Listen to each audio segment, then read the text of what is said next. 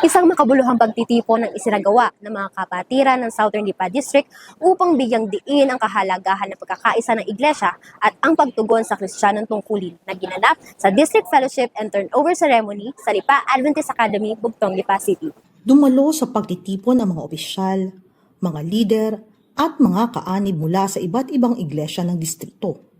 Itinampok sa programa ang sama-samang pagsamba at pagpapatibay ng ugnayan ng bawat iglesia sa temang Integrated for Mission. Kasama sa programa ang mga awiting inihandog ng iba't ibang grupo at mga testimonya. Sa mga mensaheng ibinahagi, binigyang diin ang kahalagahan ng aktibong pakikilahok ng bawat kaanib sa gawain ng Panginoon sa gitna ng mga hamon ng kasalukuyang panahon. Isang kasayahan na nakasama ko ninyo sa inyong turnover. Isa ring pribilyo sapagkat nakita ko kayong lahat. Ngayon, para sa Southern Lipa District, ating pag-ibayuhin ang sinasabing care group ministry, yung ating functional care group sapagkat dito mangyayari ang sinasabing discipleship. Sa ating pagtuturo, sa ating pagkalinga, makita nila si Jesus sa ating buhay. At kung magagayon, ang ating buhay na ginagamit para sa Diyos, unti-unti ito nababago at makita ang karakter ng Diyos sa ating buhay. At kapag nakita nito sa ating presensya kung saan tayo naroon, makita rin nila ang presensya ng Diyos. Nang ibig sabihin, mula sa Diyos hanggang sa atin, daluyan tayo ng katwiran at ang totoong sinasabi, mariproduce sa atin ang karakter ng Diyos at higit sa lahat, tandaan natin, unahin ang Diyos palagi, kaya ang sabi, God first, tapat na katiwala, daluyan ng pagpapala. Isinagawa rin ang turnover ceremony bilang pagkilala at pasasalamat sa mga namuno at patuloy na naglilingkod sa distrito. Nagpahayag ng pasasalamat ang distrito sa paglilingkod ng dating Southern Lipa District Pastor na si Pastor Rodel Honorica, habang mainit na pagtanggap naman ang ibinigay kay Pastor Limuel Fadriquela. Aking pinupuri ang Panginoon sa loob ng 2 taon na aking paglilingkod sa Southern Lipa District.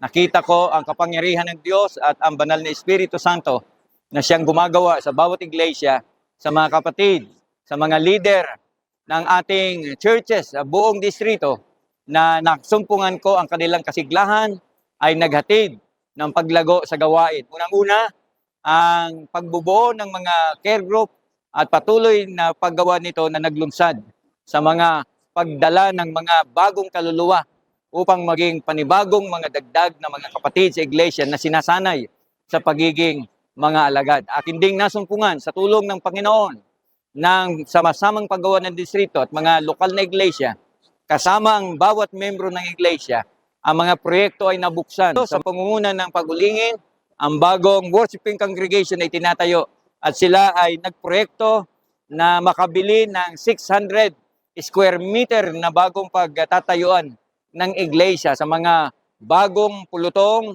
bagong mga kaanib na nahikayat sa Panginoon sa barangay Anilao, ganoon din sa Anilao Labak, na ito'y titipunin upang sa banda roon, sa mga susunod taon ay maging isang pulutong at makapagtayo ng isang magandang iglesia. Akin din kinakatuwa ang suporta ng distrito sa pagbubukas ng bagong magiging simbahan na itatayo sa mataas na kahoy sa barangay Santol. Ang lote ay naihanda na, nagkaroon na ng groundbreaking at ating hinihintay na lamang na ang permit na i-issue ng munisipyo sa pamagitan ng pangproseso ng mga papeles upang maitayo na ang bagong simbahan ngayong taon. Lahat ng ito ay ating pinasasalamatan sa Panginoon at ating kinikilala at tinatanaw na lalo pang lalawak ang gawain, sisigla sa iglesia ng San Jose, na sila ay naglalayon na makapagtayo din ng isang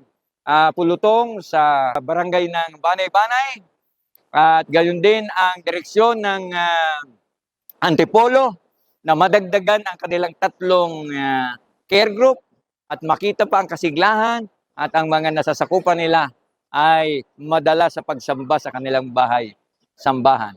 Ganon din ang ginagawa ng Mother Church, ang pagpapasigla ng paaralan, ang media ministry ng LAM, at ang ACS program na kanilang ginagawa sa mga paligid na barangay, ng poblasyon. Ito'y isang malaking hudyat na ang mga kapatid, kapag pinagkaisa at nagsama-sama, ang gawain ay lalago at patuloy na matatapos ang gawain sa ating teritoryo dito sa Southern Lipa District. Purihin ang Panginoon.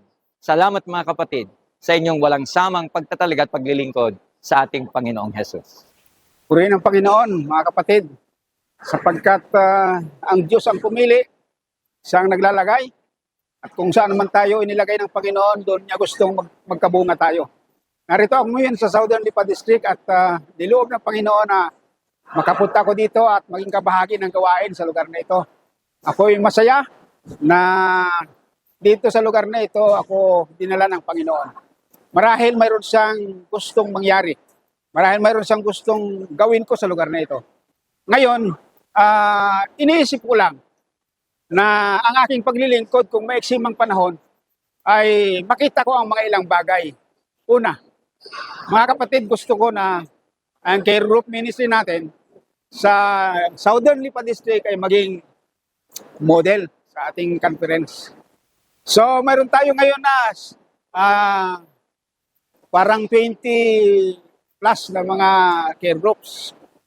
Hoping na mag-double natin yan. Mapaganda natin lahat. Maging modelo tayo sa buong conference sa care group ministry. Sa pangangaral lang, magandang balita ng ating Panginoon. Pangalawa, na gusto kong makita, maging tapat ang mga kapatid at maging modelo tayo sa stewardship program. Ako'y naniniwala na ito yung mga ingredients ng Panginoon na kapag nagawa natin ito sa mga churches natin, hindi problema ang pagsulong ng banal na gawain. So, pangatlo, makita natin na yung church planting natin ay tuloy-tuloy. Magitan ng care group ministry, sa magitan ng suportan ng mga pananalapi ng mga kapatid, sa pagiging tapat na katiwala, ang ating distrito ay lalong gaganda at lalong uunlad. Makikita natin, nagsusulputan ng mga churches. Ang mga kapatid, basig lang gumagawa sa gawain ng Panginoon. Ako'y natutuwa. Ngayon pa, iniisip ko na lang na mayroong plano ang Diyos sa ating lahat. Sa kabuuan ng pagtitipon, nanaig ang diwa ng pagkakaisa, paglilingkod at pagtatalaga sa iisang layunin, ang patuloy na pagpapalaganap ng mensahe ng pag-asa at kaligtasan. Hindi lamang sa pagkilala sa pamunuan, kundi isa itong malinaw na patunay na ang Iglesia ay lumalakad ng magkakasama sa iisang pananampalataya at layunin. Hindi lamang sa pagkilala sa pamunuan, kundi isang malinaw na patunay na ang Iglesia ay lumalago ng magkasama sa iisang pananampalataya at layunin. Patuloy natin ipanalangin ang paggabay ng Banal na Espiritu hanggang sa maisakatuparan ang kanyang mga gawain. Layuning maghatid ng balitang may dalang pag-asa. Ako si Desiree Fabiala, nag-uulat para sa The Lamb News.